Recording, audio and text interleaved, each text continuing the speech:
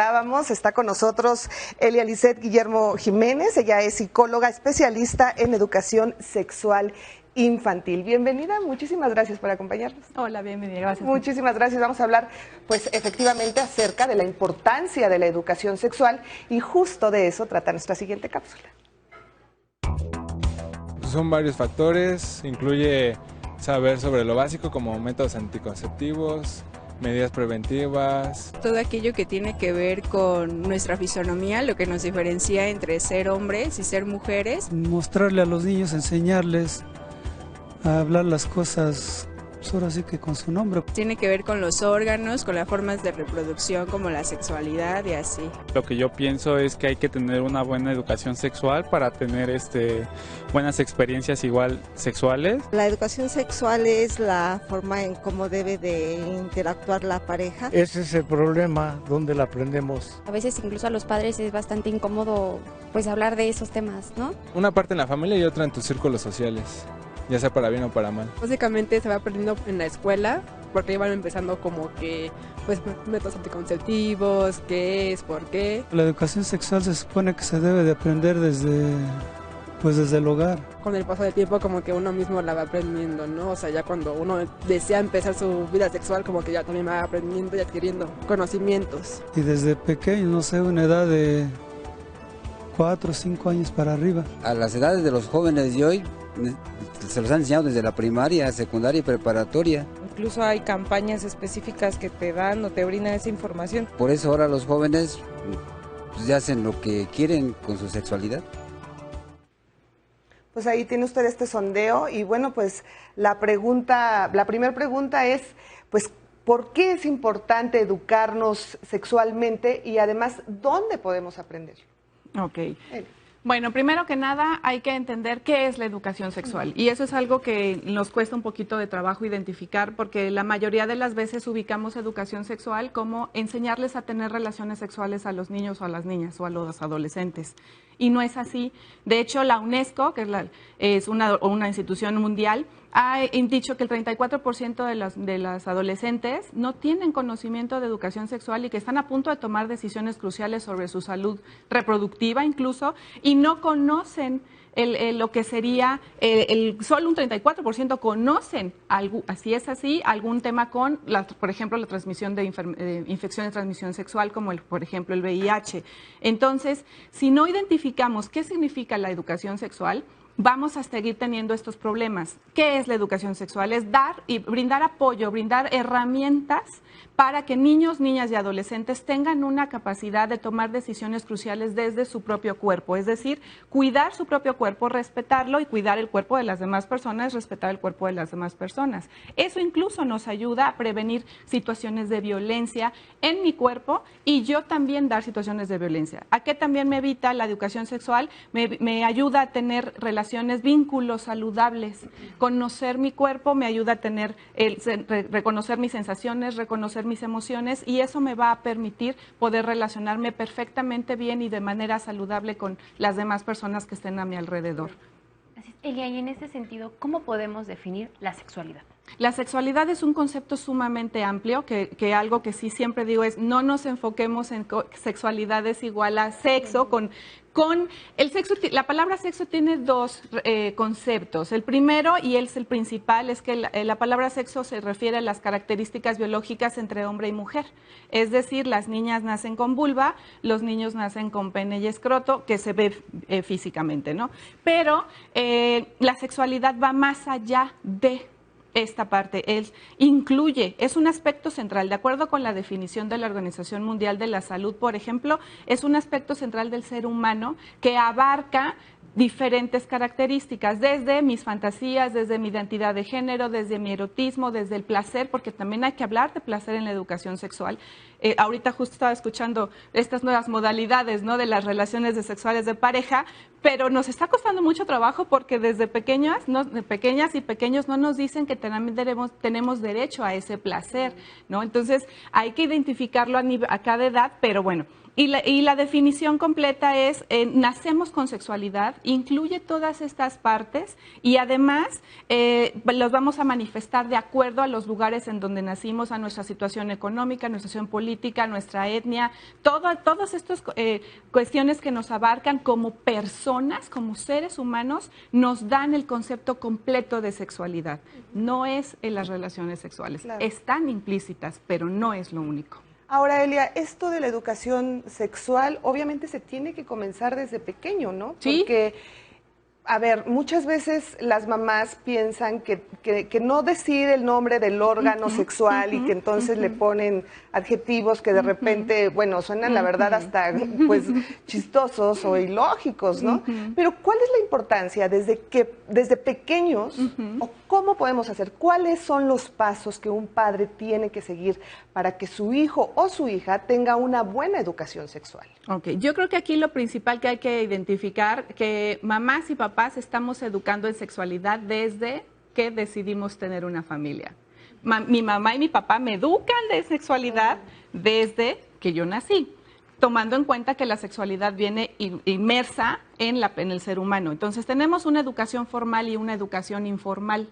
Lo que estamos tratando de hacer es que la educación sexual sea formal, es decir, con bases teóricas, con bases científicas, el por qué se debe de saber y el por qué mi cuerpo lo tengo que cuidar.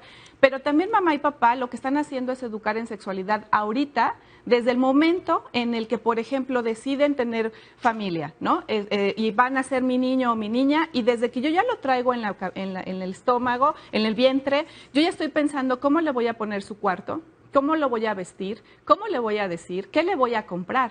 Eso es educar en sexualidad, que tal vez viene con ciertos estereotipos que nos hemos venido trayendo, en el que si sale niña le voy a poner rosita y juguetes, y si sale niño le voy a poner azul y carritos, pero ya lo estoy educando en sexualidad, ya le estoy diciendo una situación. ¿Qué otra forma de educar en sexualidad existe?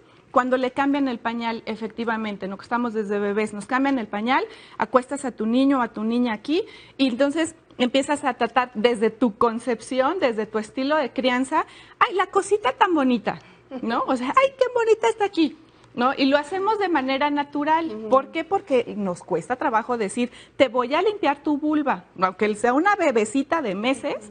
Pues le estás hablando, estás transmitiendo un diálogo que tiene que ver con tus emociones y estás educando en sexualidad de manera informal, pero lo estás haciendo.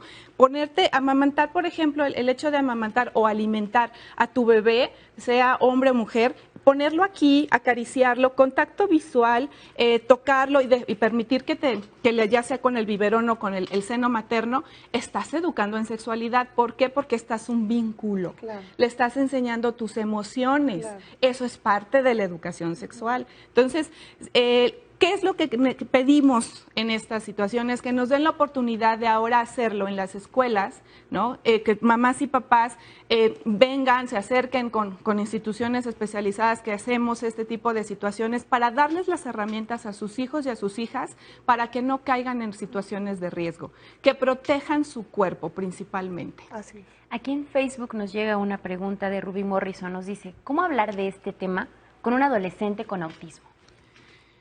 Sí hay forma, la información es exactamente la misma, pero la forma en la que se transmite es diferente.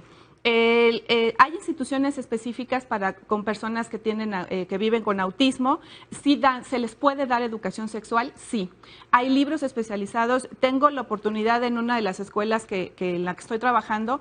Por ejemplo, yo cuando voy y doy el taller, el chico que tiene autismo, una especie de espectro autista, él tiene una persona que va con él, por ejemplo, es una persona que lo acompaña, especialista en este tema, y entonces lo que yo doy, ella se lo va transmitiendo de acuerdo a las necesidades de él. Pero sí hay, o sea, sí se les tiene que hablar porque al final de cuentas tienen que proteger su cuerpo. Ahora, ¿qué pasa, por ejemplo, con la educación del hombre y la educación de la mujer? Porque muchas veces, a veces es más permisible cuando se habla de la educación del hombre, pues por nuestra educación, y de repente puedes decir que es normal que un hombre tenga muchas parejas y que la mujer solamente, ¿no? Aunque no lo creamos, aún existe este tipo de educación. Sí. O muchas veces, miren, a mí me pasó, y a mí me encanta dar mis testimonios, era imposible hablar de menstruación en mi casa. Yo tengo 2 hermanos y era, bueno, cuando mi hermana y yo estábamos en esa situación, cada mes, era casi, súbete, escóndete, si te duele el estómago no digas nada. Los hermanos, bueno, imposible que supieran que su hermanita estaba menstruando. Pero eso te hace daño, porque al final de cuentas, cuando tú tienes muchas preguntas, tú necesitas responder a tus preguntas. ¿Y qué es lo que sucede cuando hay mamás que te dicen, no, es que este tema no, tú no tienes por qué saberlo? Claro. ¿Qué sucede aquí, Elia? ¿Cómo quitarnos todas estas telarañas de la mente y hablarlo claro? Pues tal vez hasta entre familia, ¿no? Sí, es difícil porque golpea mucho a las personas el tema de la educación sexual. Siempre nos quedamos con la parte con la que me educaron, ¿no? Que es un tema efectivamente tabú. Hay muchos lugares, por ejemplo, y se ve muy claro en India, cuando te encuentras con imágenes en donde la chica que acaba de menstruar, de entrada no duerme en el mismo cuarto, por ejemplo, ¿no? Luego él tiene que ir a quemar los trapos, literalmente, que utiliza para el momento del sangrado, sale y hacen un ritual específico para quemarlos porque la catalogan de enferma, ¿no? Entonces, uno dijera, ay, no, pero ya no existe eso. No, lamentablemente sigue existiendo y tiene que ver con este propio concepto que nos han dicho que el placer en la mujer es malo. Las mujeres estamos hechas nada más para procrear hijos, o sea, nada más estamos hechas biológicamente para eso, y tenemos que cuidar cuando el hombre está hecho para proveer, para salir a cazar desde tiempos pues muy antiguos, y él es el que tiene la única forma de venir a traer el dinero, ¿no? Entonces él tiene derecho al placer, pues porque él es el hombre y él tiene que poder traer el dinero y tiene la posibilidad de engendrar más familia para hacer más grande la mano de obra, que ese es otro tema, ¿no? Pero la mujer está en este lado en la que solo nos dicen, vamos a tener que quedarnos en casa, a cuidarme, tú te vas a encargar de mis hijos, te vas a encargar de mis hijas, y el momento de la menstruación, no es que en muchas sociedades les gusta, incluso hacen fiesta, ¿no? Sí lo celebran, la mamá avisa, como la presentación de 15 años, ¿no? A partir de ahora te vas a convertir en una adolescente, no en una mujer. La típica presentación en sociedad. Bueno, hay lugares en donde también hacen ese tipo de presentaciones cuando la niña empieza a menstruar. Ojo, el que la niña empiece a menstruar no significa que tiene ya la decisión para tener familia. Para eso es la educación sexual, porque le dices, biológicamente estás capacitada para tener un hijo o una hija, pero emocionalmente no. Claro. No tienes ni emocional, ni económicamente, ni físicamente tienes las condiciones en casa, me refiero, para poder tener familia. Entonces, la única forma en la poder ir rompiendo este tipo de cosas es denos la oportunidad de hablar de educación sexual, denos la oportunidad de enseñarles y protegerles a sus hijos y a sus hijas que no les vamos a enseñar posiciones, no tiene nada que ver con esta situación. Lo que vamos a enseñarles es a que tomen decisiones correctas en la edad correcta, y eso va a permitir que la preocupación de que se embaracen en los 14, 13, 12 años que tenemos problemas de embarazo, la posterguen. Claro. Es decir, en los lugares en donde ya hay educación sexual, las adolescentes están tomando la decisión de utilizar un condón de mujer o un condón de hombre a partir de los 16, 17, y postergan incluso a veces la toma de tener una relación sexual. ¿Por qué? Porque la información es poder. Claro. Nada más. Bueno, vamos a ver a continuación esta siguiente cápsula que, bueno, por supuesto habla de la sexualidad. La educación integral en sexualidad responde a una demanda que tiene que ver con derechos y libertades, pero también con responsabilidades. Educar en sexualidad va más allá de prevenir embarazos no deseados. Es dotar de herramientas a los niños y las niñas para que se conozcan y contribuyan a su autocuidado, al respeto a su cuerpo y a los deseos de los demás. Sus temas se construyen con situaciones que nos involucran, requieren que aprendamos a expresar las emociones y sentimientos, a respetar y cuidar nuestro cuerpo, y a valorar el trato igualitario entre hombres y mujeres. La educación sexual es un proceso de conocimiento, apreciación, identificación y cuidado que nos permite liberarnos de prejuicios y estereotipos, pero, sobre todo, contribuye a que podamos llevar una vida saludable y libre de violencia con la posibilidad de experimentar placer de manera segura y responsable, libres de toda coacción. No olvidemos que hablar de educación sexual es hablar de derechos humanos. Bueno, pues a ver, ¿cuál es la importancia de la educación sexual para podernos relacionar con otras personas de forma sana, de forma asertiva, Eli? Desde la educación sexual hablamos de los sentimientos, hablamos de las emociones, hablamos de cómo regularlas, de cómo expresarlas y cómo nombrarlas. Por ejemplo, desde la infancia, con el tema de los estereotipos que ahorita acabamos de ver en la cápsula, que además de ser un tema de derechos humanos, también es un tema de perspectiva de género y de equidad de género, que esa es otra de las situaciones que es importante mencionar, y eso le da empoderamiento a los niños y a las niñas para poder tener tomar decisiones asertivas. Claro. Pero desde las emociones, recordemos que la sexualidad incluye también estos vínculos afectivos con la forma en la que nos relacionamos con las personas que están a nuestro alrededor. Y el primer vínculo que tenemos es mamá, es papá, ¿no? Normalmente. Y lo que hacemos es, en el momento de educar en sexualidad, lo que hacemos es decirte cuáles son las emociones que tu cuerpo experimenta, cómo se llaman esas emociones que tu cuerpo experimenta y cómo las regulas. Porque desde la base de los estereotipos te dicen, las niñas pueden llorar, los hombres no.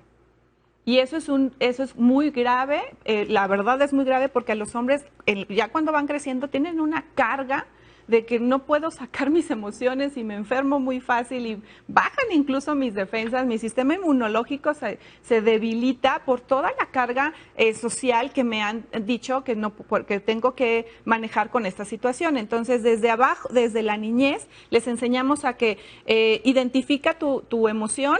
Si eres niño, tienes todo el derecho a llorar. Si eres niña, tienes todo el derecho a enojarte también, ¿no? Que es la contraparte. ¿Y cómo lo expreso? ¿Para qué? Para enseñarte algo que se llama habilidades sociales, que no las tenemos, se enseñan. Una de ellas es la empatía, la asertividad. ¿Cómo me protejo? ¿Cómo le digo a mi mamá, por ejemplo, en lugar de hacer un berrinche, mamá tendría que identificar qué está sintiendo el niño, o papá, o la abuela, o quien esté a cargo, qué está identificando el niño o la niña con ese tipo de berrinche o llanto que está teniendo? Si educamos en sexualidad, podemos lograr romper esos berrinches, por ejemplo, nada más así de simple. ¿No? ¿Por qué? Porque le estoy entendiendo, estoy siendo empática con mi hijo, con mi hija, y estoy diciéndole, tu emoción es importante, quiero que me digas qué está pasando. Exacto. Aquí en redes nos llegan varias dudas. Nos dice una mujer, hola, una pregunta. Yo trabajo en una escuela y he visto algunos casos en donde algunas pequeñas tienen el deseo de estar estimulándose. ¿Cómo puedo manejar esta situación? De igual forma nos pregunta una mamá, con mi hija de 7 años hemos tratado de llevar una educación de conocimiento y respeto hacia su cuerpo con los nombres reales. Pero ¿a qué edad me recomiendas hablar de menstruación y relaciones sexuales con ella? Ok. En el caso de la primera chica, gracias por la pregunta, habría que identificar la edad en la que está presentando la niña o el niño este tema de la estimulación. Cuando vemos un niño o una niña estimulándose, hablamos de varias cosas. La primera es que no tiene reglas en casa, y una de las primeras reglas en casa es que el niño o la niña tiene derecho a la estimulación, al autoerotismo, ¿no? ¿Por qué? Porque se exploran, y si yo siento rico, si me hago así, pues si me toco la vulva, pues siento rico, si me toco el pene, siento rico y me excito, ¿no? Eso es natural, eso es algo que tenemos que tratar de quitarnos, justo ese velo de la cara de decir, los niños y las niñas no tienen placer. No, sí tienen, sí tenemos, desde que nacemos hasta que nos morimos, dejamos de tener placer. Entonces, primero, identificar reglas. Un niño o una niña en edad escolar no puede tocarse en público. Eso es parte de la educación sexual, que se le enseña, a ver, si vas a cuidar tu cuerpo, justamente, tienes derecho a tocarlo, pero con reglas básicas. Primero, con las manos limpias. Segundo, en un lugar privado. No puedes hacerlo en un lugar público. Y tercero, solo tú tienes derecho a tocarte. Tú no puedes tocar a nadie, ni tampoco nadie te puede venir a tocar a ti. Son como que 3 reglas que parecieran sencillas, pero si está pasando en la escuela, quiere decir que en casa no le están diciendo lo que tiene que hacer. Entonces hablamos de una falta de educación sexual, tanto formal o informal, pero no le están diciendo, ¿no?